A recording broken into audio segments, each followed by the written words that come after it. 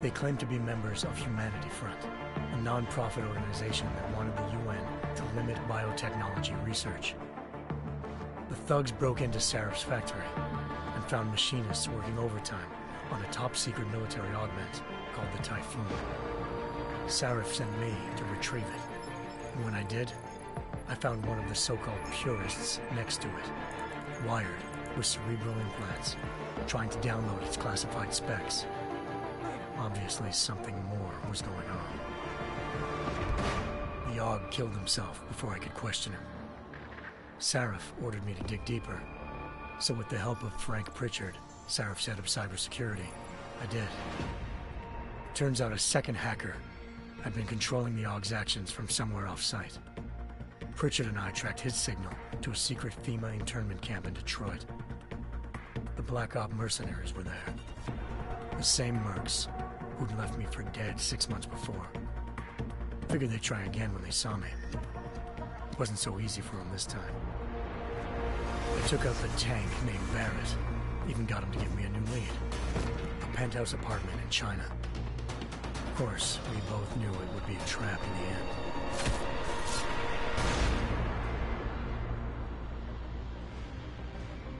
Hengsha Island, China. Home to a city so crowded, they had to build a second city on top of it. Trying to find clues in Hengsha wouldn't be easy. Lucky for me, I wasn't alone. Farida Malik, Sarif Industries' ace pilot, had lived in Hengsha before. A good person to have on your side. She knew enough about the place to get me around. Malik dropped me in the lower city, close to the penthouse Barrett had told me about. Bell Tower Associates, a private security firm under contract to the Chinese government, had agents tossing the suite when I arrived. Just not for the reason I'd been expecting. Turns out the man who lived there was a criminal hacker named Van Bruggen. The same hacker who'd been remotely controlling the Aug in Sarif's factory. Van Bruggen's panicked decision to force the man to commit suicide had been a mistake. Now his mercenary partners were gunning for him, and I needed to find him before they did. Locating Van Bruggen meant playing nice with the Triads, Hengsha's organized crime lords. They had the hacker holed up inside a low-rent capsule hotel.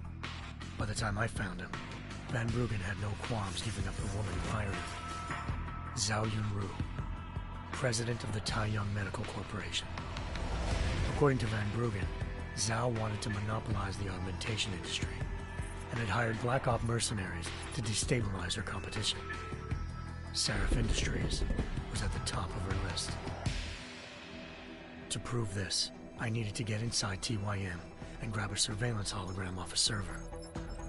I suspected Van Bruggen was hiding something when he told me this, but nothing could have prepared me for what I saw. Megan wasn't dead. She and her 4 best researchers had been kidnapped, spirited away somewhere while their kidnappers made it look like they were dead. Desperate to learn more, I confronted Zhao in her penthouse. She claimed to be a pawn in a bigger plan, and hinted at a group so powerful it controlled global interests at a whim. Then she slipped into a panic room and hit the alarm, forcing me to make a very quick exit. I figured Zhao was lying, but part of her confession made sense. David Sarif had been worried about his people. So worried, he'd required all of them to have subdermal locator devices surgically implanted. The GPOs would have been broadcasting the day of the attack. But Zhao said a single call to Picus, the world's leader in global 24-hour satellite news, had turned those signals off.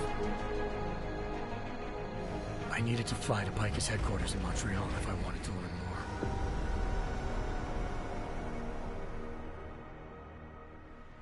Eliza Cassan, Picus Communications' First Lady of News. Malik thought I was reaching when I told her Eliza was involved in this. The world's most famous news anchor, working with a mercenary hit squad. But when I confronted Cassan in her office, she freely admitted to jamming Detroit's satellites the night Megan's team had been taken. Said she's just been following her commands. I suspected she wanted to say more. But Black Op mercenaries showed up looking to shut us both down. And just like that, the Eliza I'd been talking to disappeared. The mercs were led by an augmented killer I'd crossed paths with twice before, Fedorova, a woman who'd made silence her best friend. She waited for me to track Eliza's transmission to a secret server room underneath the Picus complex, then jumped me from behind. A deadly fight ensued. I made sure she never moved silently again.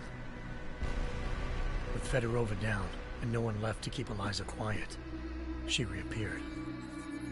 Turns out Picus's first lady of news wasn't a lady at all. She was a sophisticated AI program, engineered to monitor data streams and control what people believed. Eliza told me the mercs had brought in a Humanity Front doctor named Isaiah Sandoval to remove the scientist's implanted tracking devices while Detroit's satellites were down. She also told me to speak to David Sarif if I wanted to learn more. By the time Malik and I got back to Detroit, tensions between normal and augmented citizens had reached a flashpoint. Riots were breaking out in several cities. The UN was being urged to intervene. Sarif was trying hard to convince Hugh Darrow, the inventor turned philanthropist who'd once been a leading proponent of enhancement technologies, to help stop a possible regulatory vote. Sarif had a lot riding on Darrow. Megan's discovery would have given millions of people the chance to evolve beyond their normal human abilities, and at the same time catapulted Sarif Industries to the top of the Fortune 500. According to Sarif, Megan's kidnappers knew this, and didn't want people evolving unless they controlled how it was done. He called his enemies Illuminati, and urged me to keep searching. Determined to do so, I tracked down Sandoval via America's most outspoken augmentation opponent, Bill Taggart, Sandoval's boss and founder of Humanity Front. Sandoval admitted to operating on Megan's team when I confronted him, but said he hadn't removed their GPLs. He'd merely switched them to a different frequency. Pritchard was able to trace one of the signals to China. Malik and I immediately took off in pursuit.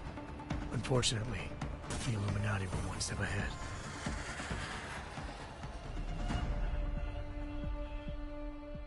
Ambushed. Shot out of the sky by Bell Tower Associates, seconds after entering Hengsha's airspace. Malik's piloting skills saved me. After a tense and bitter struggle, I escaped into Lower Hengsha. The tracking signal I was following led straight to the Triads, or more specifically, to the augmented arm of Tong Si-hung, leader of a gang of augmentation harvesters.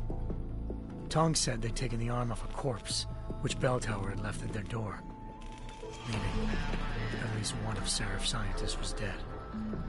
Maybe not the rest of them, though. Tong pointed me to a port used for human trafficking and helped me slip aboard a Bell Tower ship. It was sailing to Rifleman Bank Station, a military base in the South China Sea. Bell Tower was holding kidnapped civilians as prisoners there, and using them to perfect the Hyron Project, a human-computer interface that left most of its test subjects dead. My search for Megan would have ended then, if not for a mysterious ally named Quinn. In exchange for my help exposing Bell Tower, he slipped me aboard a second ship headed to Singapore, and an Illuminati-run biotech facility called Omega Ranch. 3 of Sarif's scientists were there, forced by their captors to create a technology capable of remotely shutting down augmented abilities. Thanks to an emergency recall notice issued by the World Health Organization, millions of people all over the world already had the biochip installed. With the help of the scientists, I tracked Megan to a private section of the ranch. There, I ran into Yaron Namir, the walking tank who'd put a bullet in my brain the first time we met. He'd teamed up with Zhao and was hoping to catch me off guard. Their little ambush didn't work. I found Megan in a suite belonging to Hugh Darrow, the billionaire philanthropist who'd Sarif had called on for help. Darrow had convinced her to go along with the biochip plan by promising to sabotage the tech. As she was explaining this, Darrow appeared in a global broadcast, telling the world that augmentations would be the death of mankind. Then he activated the biochips to prove his point. All over the world, augmented people flew into a killing frenzy. Darrow had betrayed everyone, and it was up to me to set things right. To do it, I had to reach Panchaea, a massive installation in the Arctic Ocean. As I raced through corridors built by an all-augmented workforce, I saw death and destruction firsthand. By the time I shut down Darrow's broadcast, I knew the damage he'd done. Still, humanity's future remained unclear. How would the world react to this sabotage? Would people ever regain their faith in augmentations again? What would be the Illuminati's next move? Only time could give us the answers.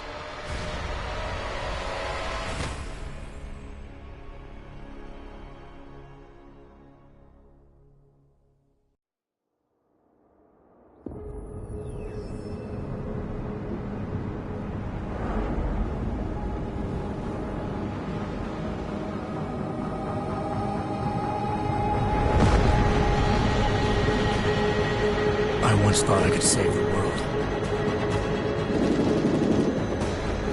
Now look at it.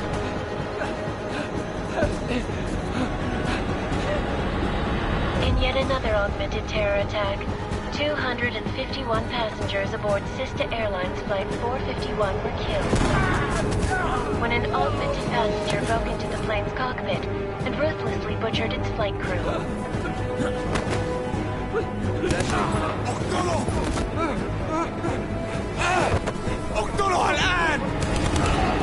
Details recovered from the black box recorder suggest that the man may have been suffering flashbacks to the AUG incident. That horrible day 2 years ago when augmented people all over the world flew into a psychotic killing spree, causing the greatest loss of life in recent history. Sometimes, you just have to let go. And embrace what you've become. Not gonna go all wonky on us now, Hansa, are you? Well, if I do, McCready, I guarantee you'll never see it coming. Agent Jensen! Am I gonna have a problem with you? No, sir. No reason to assume you would. Good. Because you are the only augmented operative on this team, and I intend to make good use of you. Listen up, all of you. We've got a sandstorm barreling down our arse and we can't afford to make mistakes. We're going after this man, an arms dealer named Shepard. He's ex-Bell Tower, one of the Special Forces commanders who disappeared during the incident. And he's come out of hiding? That cannot be good. It's not. He's selling weapons and military-grade augments to terrorists. This is Iran Singh, the undercover agent who lured Shepard out of his hole. Best you see Interpol's got. For 3 years he's worked hard to get in tight with the Jinn, an Iraqi smuggling cartel that's infected the Eastern Hemisphere like a plague. Last week, our arms dealer sent a message to the Jinn, offering to sell them a shitload of black market merchandise dirt cheap. They told Singh to handle the buy. They're not gonna like it when Interpol disrupts their party. Singh's cover really that good? It is right now. We need to keep it that way. This is where the deal's going down. A half-finished high-rise hotel that's been abandoned ever since the incident. It's not a pretty picture inside. Let me guess. Most of the laborers were augmented with heavy-duty industrial rigs. So when the incident hit, and they all went schizo, things got gruesome real fast. And no one, except for some homeless junkies, have been inside the place ever since. So what's the plan, Director? Singh's meeting Shepard on the ground floor, inside the hotel's main atrium. He sent the bulk of his Jinn crew to the penthouse levels to secure a vantage point. I want McCready's team to take up positions overlooking the atrium and make the arrest. Jensen, you're going in solo from the roof. My objectives? Keep the Jinn from joining the party. As far as we can tell, only one route connects the atrium to the penthouse level, a halfway decent elevator shaft. Here. I want you to block access to it. Fine. Just cut me loose. Do you plan on relying solely on your augments for this one?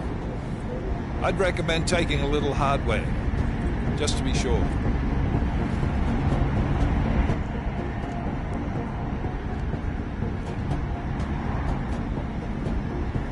I'm not leaving my 6 exposed. Give me something lethal.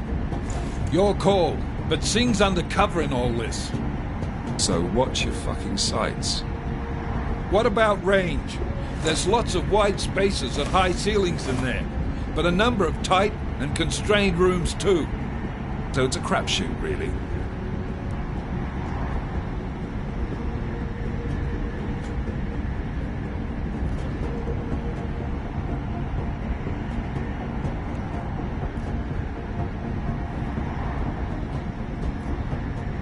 Never was one to play the odds. Give me something I can use up close.